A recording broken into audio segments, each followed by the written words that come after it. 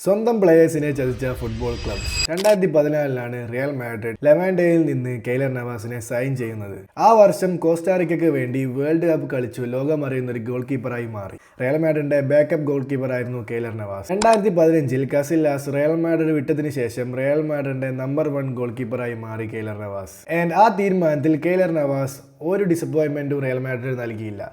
Real മാഡ്രിഡിന്റെ ഹിസ്റ്ററിയിൽ തന്നെ ഏറ്റവും ഡോമിനന്റ് എറയിൽ തൻ്റെ ഏറ്റവും ബെസ്റ്റ് കീപ്പറായി റിയൽ മാഡ്രിഡിനെ നയിച്ചു. പക്ഷേ ഇവിടെ ഒരു പ്രശ്നമുണ്ടായിരുന്നു. റിയൽ മാഡ്രിഡിന് ഒരിക്കലും നവാസിനെ ഒരു ഫസ്റ്റ് കീപ്പറായി വെക്കാൻ താല്പര്യമില്ലായിരുന്നു. കാരണം സ്റ്റാർട്ടറായി കളിക്കാൻ തുടങ്ങി മാസങ്ങൾക്ക് ശേഷം തന്നെ ഡെഡ് ലൈനിൽ ഡേവിഡ് ഡെഗിയയുമായിട്ട് ഒരു സ്വാപ്പ് ഡീലിന് റിയൽ മാഡ്രിഡ് ശ്രമിച്ചു. പക്ഷേ ഫാക്സ് മെഷീൻ എറർ കാരണം ആ ഡീൽ ക്യാൻസലായി.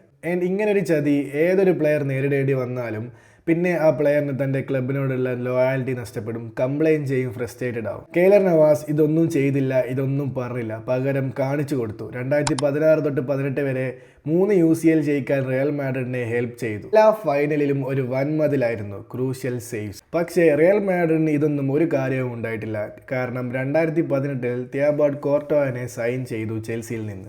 കെയ്ലർ നവാസിനെ ഡയറക്റ്റ് ബെഞ്ചിൽ ഇരുത്തിച്ചു. 3 UCL ജയിക്കാൻ ഹെൽപ്പ് ചെയ്ത hero directly bench. Courtois Real മാഡ്രിഡിന്റെ തുടക്കത്തിൽ സ്ട്രഗിൾ ചെയ്യുന്ന സമയത്തും കെയ്ലർ നവാസിന് ഒരു തുള്ളി ടൈം റിയൽ മാഡ്രിഡ് നൽകിയില്ല.